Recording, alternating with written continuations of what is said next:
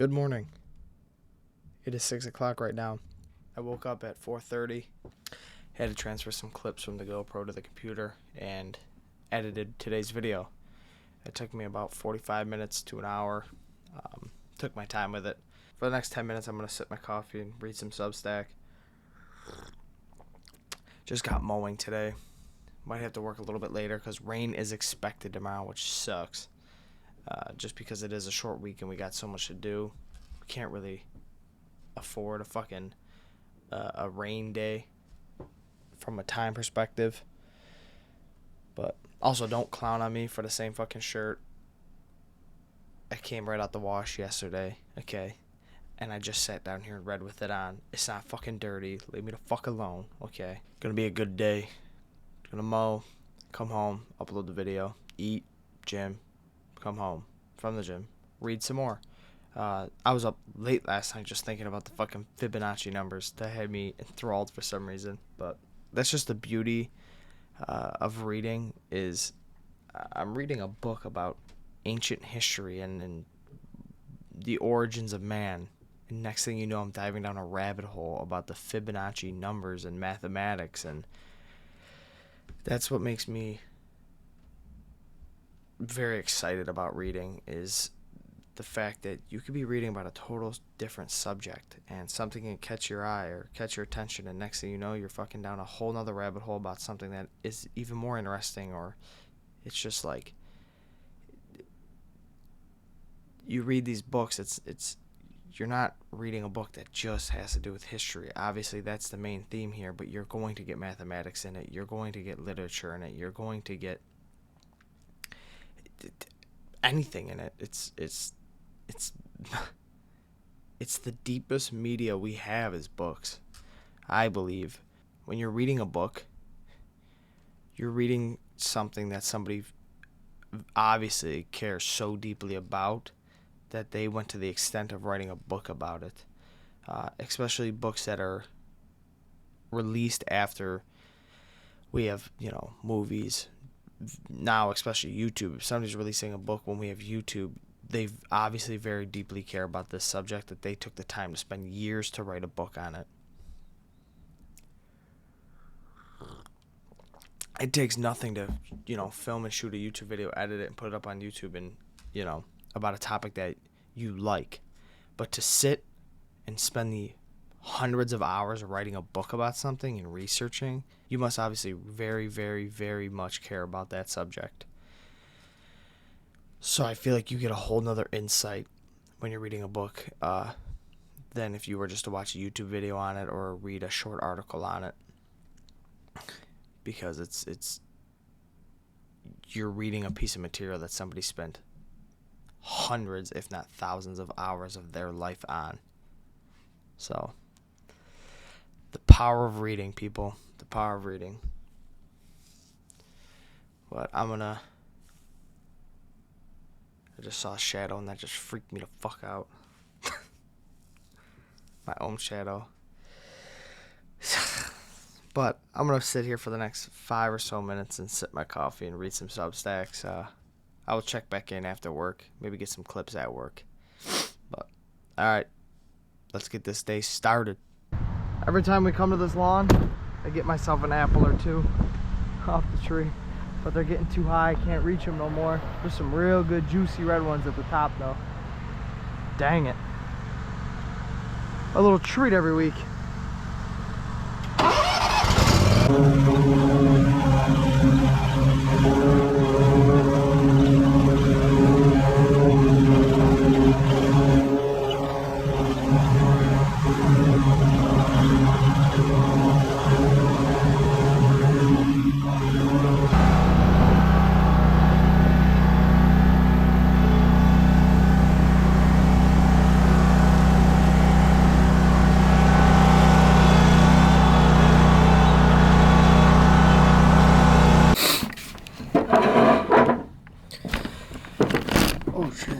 I am back from work. Today went well.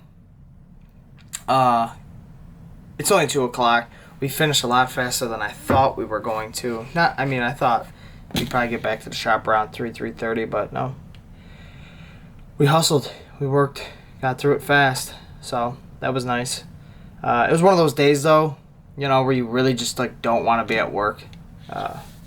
Everything just felt like such a drag. The morning was all right, but like halfway through the day, around 11, I was like, not even like tired, just like zoned out. I just like did not want to be there anymore.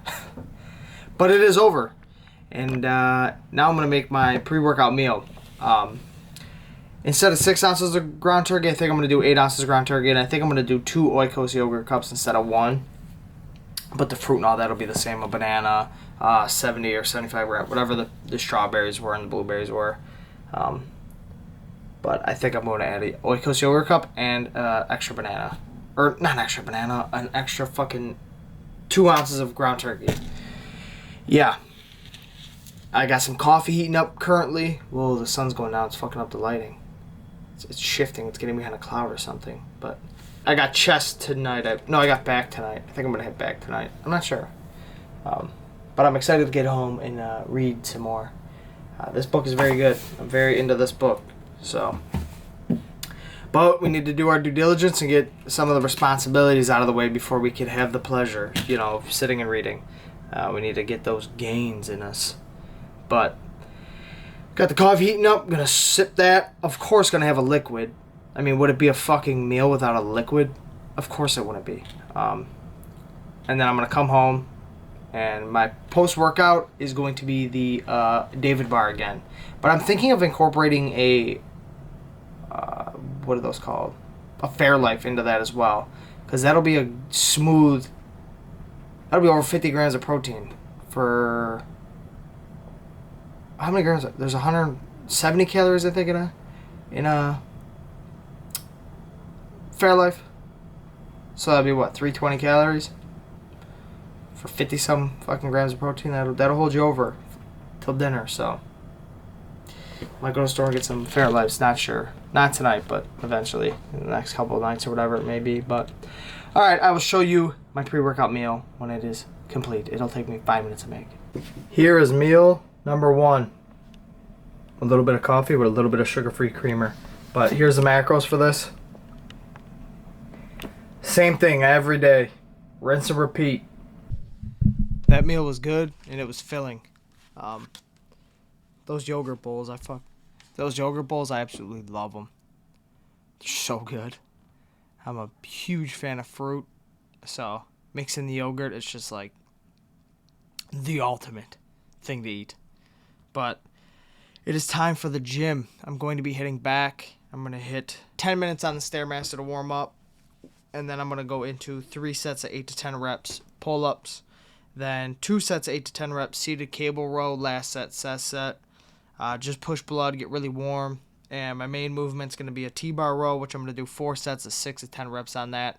Just real slow and controlled. Go pretty heavy on it. And I'm really going to focus on the squeeze today and a really over-dramatic stretch. Then seated dumbbell curl, 3 by 6 to 8 reps. Last set, set. Then some lat pull down, which I've been doing later in the workout like this. But I also take it extremely slow and focus not so much on a stretch, which I do get a deep, nice, over dramatic stretch, but I'm hyper focused on the squeeze. And then that's going to be 3 by 10 to 12 reps, and then plate loaded preacher curl, 2 by 10 to 12 reps, and end with 10 minutes on the Stairmaster. And then come home, have my little post-workout snack, and hit the books, get some fucking reading, and I'm beyond excited. So, oh my God, I'm a little tired. Let's take care of the last major responsibility of the day, which is the gym, and then come home and have a little fun, dive back into this book.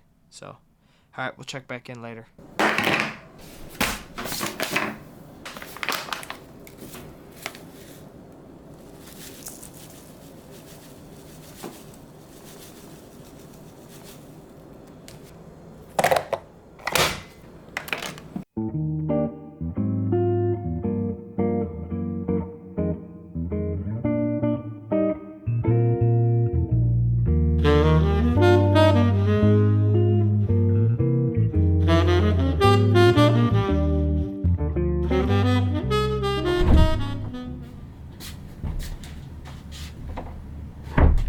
Coffee is brewed. It is officially time for my favorite part of the entire day. I finally get to sit down and read. And while reading, I get to enjoy my David bar. I look forward to this. I look forward to this quite literally all day. From the moment I leave my house, through work, through the gym, I make sure I get all my responsibilities done. And the whole time doing the responsibilities, like the gym, work, all that, etc., I'm constantly thinking about just a little bit longer, and you get to go home, and you get to sit, and you get to read, enjoy your coffee, and enjoy your David bar. Reading is the highlight of my entire day. Just sitting and studying is the highlight of my entire fucking day. And that's no exaggeration. I literally, I genuinely think about it all fucking day.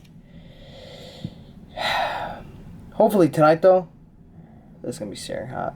Hopefully tonight, though, I could stick to this material and I don't just wander off on numbers and math. Not that that's a bad thing, but the Fibonacci numbers had me rolling last night. So, hopefully we could stay on course. But I will check back in a little bit. I'm going to hit publish on my video. When I got home from the gym, I real quick threw it up into YouTube to let it process and everything. So, now it's time to hit upload and read. Check back in a little bit. So, it is 6:30 now. I just took a little couple-minute break just to run upstairs to grab myself a liquid. This book is getting beyond interesting. So this chapter is called The Conflict of Sciences. And they're talking about how Darwin and Thomas Henry Huxley, they have a very biological view of evolution, right? So I'm going to see if I could find this figure here. If so, pop it up here. Thomas Henry Huxley, he released this figure and kind of created it so humans were kind of forced to look at it from left to right, like we're reading, like we're looking at these figures. An orangutan, a chimpanzee, a gorilla, and a man all side by side, right? And he's doing this to portray the similarities between all of us, between all these primates and humans. But then there's this man who comes down the line. Let me see how I can pronounce his name. Boucher de Perte. Well, so why is he important? So Boucher did not focus as much on biology. Rather, he was looking at linguistics, especially when it came to finding the difference between things like race and culture. When you're using the biological reference for and theory for evolution, like Darwin and like Huxley, there's no real good explanation for the difference, well, especially back in the day, and this is 1860s, the difference between these cultures and these races of human. Boucher, he was very focused on kind of reverse engineering the linguistics in humans and trying to find the antiquity of certain languages. And like it says here, German Oxford professor, he states that language establishes a frontier between man and the brute which can never be removed. So people like Max Muller and people like Boucher, they were not super focused on apes because they thought, what good do apes do us when they can't speak in that? So they're not giving us insight into why there's differences in cultures and why there's differences in race. So I'm going to read a little bit deeper to get a better understanding of this. Obviously, I'm kind of just picking away at the notes here at the book and relaying the message, but let me check back in a little while and maybe I could have some more insight and maybe some more interesting things to say. But took a little break to get this liquid death, and I'm going to jump right back in. It is 7:20 now. I'm going to do just a little bit of writing, and I'm going to go prepare dinner. Another thing that I found pretty interesting is Darwin's belief that the quote-unquote domestication of man, that sexual selection, not natural selection, played a huge role in that. He attributes the gradual racial differentiation to sexual selection, and this is a pretty animalistic trait of all creatures on Earth. The man puts on a show for the woman, so the woman selects the man, right? And he thinks through this is where the racial differentiation and the evolution of mental faculties came from this. So, as we know, man dresses up nice, maybe goes to the gym, reads some books, try to get smart, to impress a woman. And ultimately, it comes down to the women picking these men to mate with and to further the human species, right?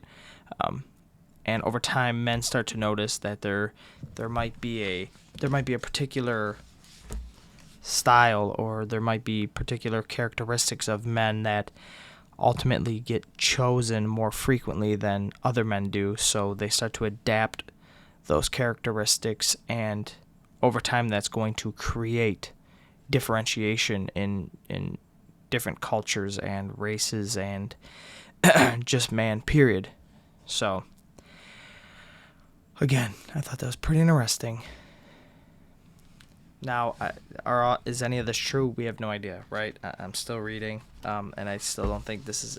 We obviously don't have the answers fully, set in stone, that we know exactly what we could attribute to just the evolution of man and the quote-unquote domestication of man and the further just development of man. So, interesting stuff. But I'm going to write a little bit and then go make some dinner. I'm pretty hungry. Here's dinner. Nothing too crazy. It's 2 of these carb-conscious tortillas. They're 7 calories a piece, 6.5 ounces of chicken breast, and 70 grams of tomatoes. And I'm gonna put hot sauce on there.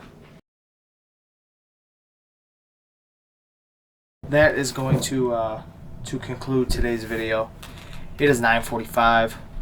I ate those chicken tacos, and I had a mango and a liquid death, of course, because I'm a fucking addict at this point. But I'm gonna be going to bed. I chatted with Mateo for about an hour. We watched a little bit of Gordon Ramsay's Hell Kitchen for a little while.